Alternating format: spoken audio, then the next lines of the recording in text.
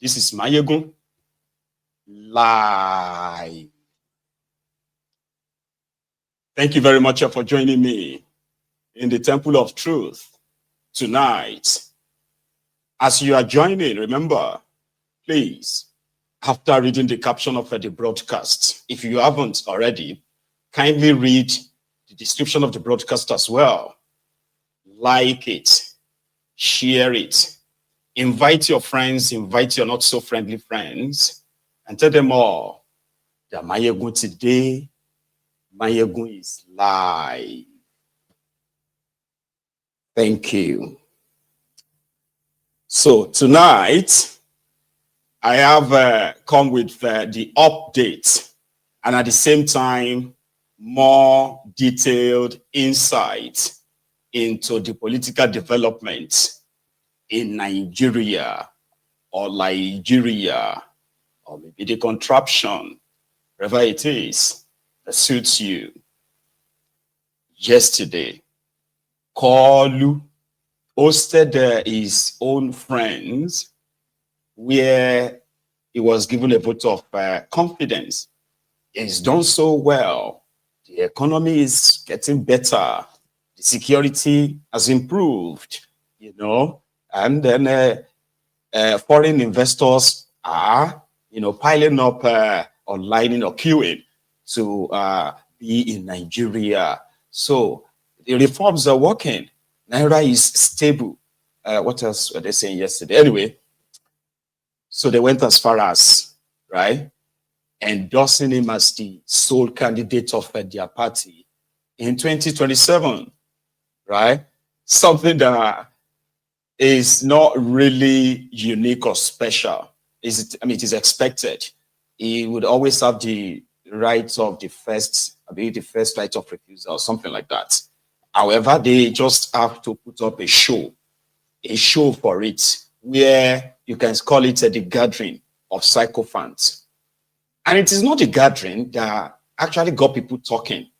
It is the content of, you know, their supposed declarations and then conversations. You see, there are those that will be like, it's nothing.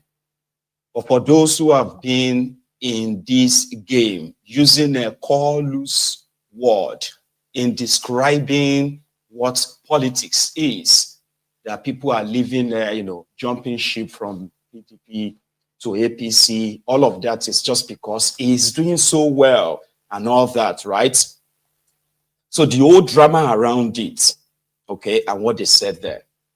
When Akwa now went as far as, in his usual way, jam talking, right, that Tifnumbu, on behalf of Nigerians, he also moved that Tifnumbu should be the candidate of all parties. So those of us who know them very well, right, APC, right, they are the kind of, you know, evil that is not hiding. Do you get that now? Like, for everything that they have done or said they would do publicly, they have done. And they usually send a warning to people. You get that now? In a subtle way, sometimes in a very much direct way. And this is what will happen. It has been concluded. This is what we're going to do. You know, this is how it's going to go. And only influential people, only privileged people, right, would have access to such information. And that is what is currently believed, that 2027 is just a formality. It's just a formality. All this go and opposition coming together, electoral reform, and some of these dramas that you are witnessing, right? So these guys, they are necessary. So, you know, so they will always have all of that big grain. They will always have all these guys who believe, you get what I mean? So, but in our own case, it is a forgotten issue. And that is why participating in that charade will be nothing.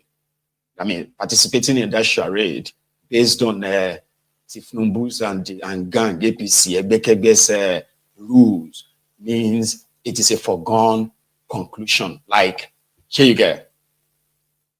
But still, right? It is better to kind of like make people understand what they are up to. Me personally, I have given my own prediction using the available data and then patterns, templates, and all of that to conclude that Tifnumbu will rig himself in, whatever you want to call it, by that 2027. Now, maybe the uproar, like if these guys will be able to put themselves together, right, to kind of like, push back, that may give them a bit of a shaking, but it will never probably derail them enough that it is the aftermath of that exercise, right, that actually matters. Because to me, as we can currently see, right, APC, Egbekegbe, with all the destruction and the ruin and everything they've brought upon that country, right, they continue to tell themselves that they are doing so well. Whoever is not comfortable with that, obviously, is just a critic or hater.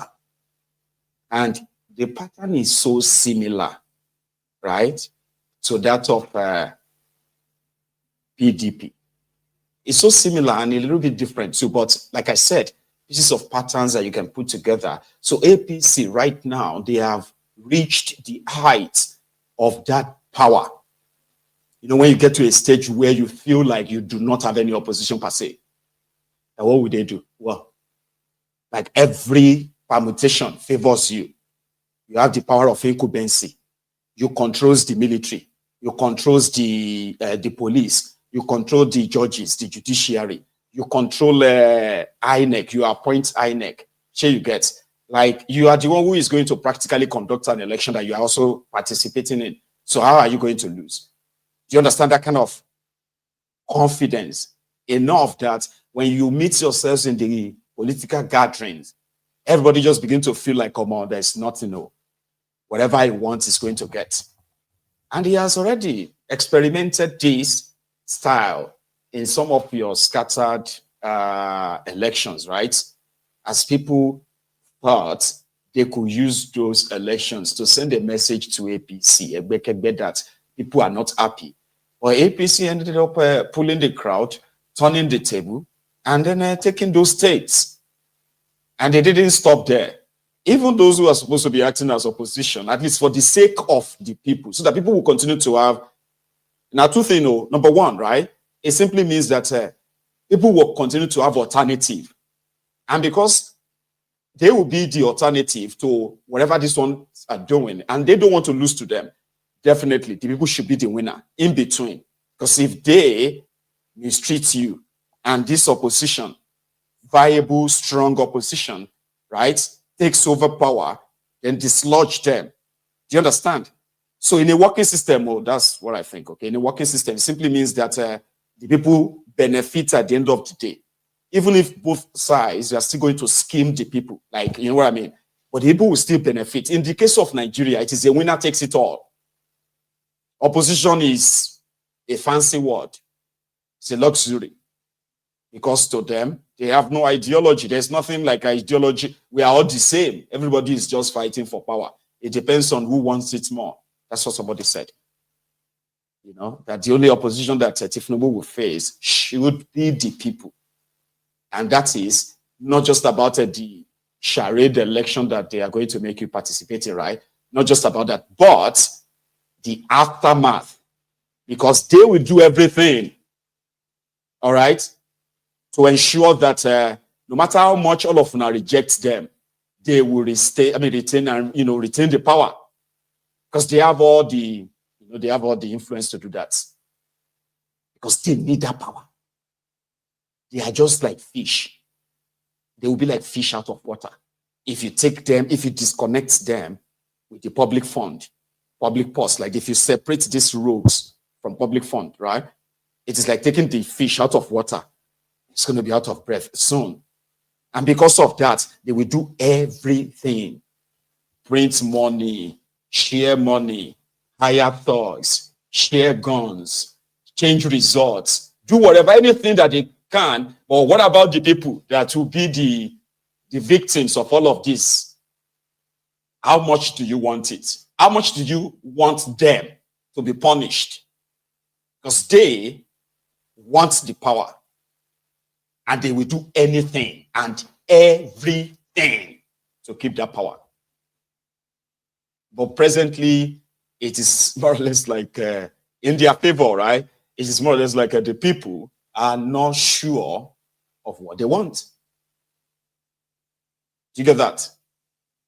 Well, I mean, when I say they are not sure, I mean, there's something everybody sort of like have in common. Everyone has in common, all right? And that is the consequences of misgovernance. When they lie to you about what the inflation is, even if they say the inflation is 1%, but you in your pocket, right? When you check what your 1,000 naira could buy you 10 years ago to what that 1,000 naira can buy you today, nobody needs to school you, right? Nobody needs to educate you about what inflation means and how injurious that is to an average person. When the value of your money, currency, has been so slashed that it has lost over 700% of its value. But politicians are praising themselves because they could use the country to take loans. They could print money. They could like borrow from anywhere as well, like loans. They don't have to pay it. What they have to do is just agree to any conditions given to them, because it's not them, it's going to be you and your currency. So when you realize what they take from you, that's the point I'm trying to make. You see that everybody suffers, whether you think you are rich or you think you are an average, as some will say, I'm just an average. Everyone feels the bite, whether you are supporting them or you are not supporting them, or you are not even interested in politics. You see, so some of you are like, no, I'm not politics. No, I'm not. Please, I'm not even interested in talking politics. Politics, no, please, I'm not interested. You don't have to be, but you should at least understand the consequences of being governed by criminals whose actions, inactions actually affects everybody, including themselves. So, but somehow they believe that they figured it out. Everything they couldn't provide for the people, they have found alternatives elsewhere. Do you understand? They don't care like how strenuous that is for them to access healthcare, for their children to access education. I mean, they don't care.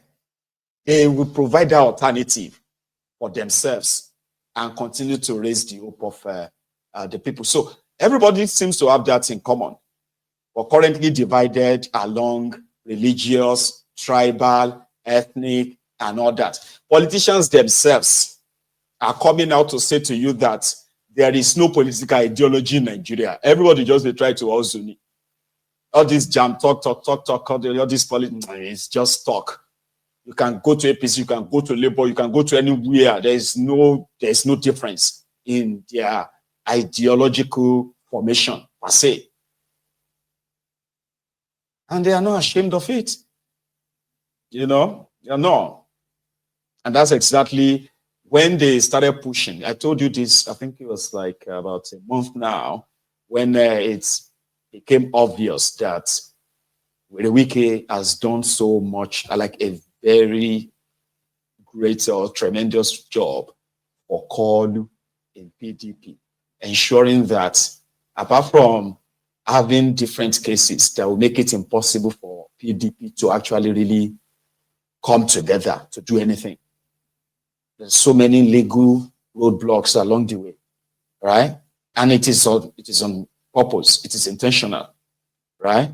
So some of those who are supposed to actually fight that, push back, state governors, PDP, they feel like we are talking about Ifnumbu.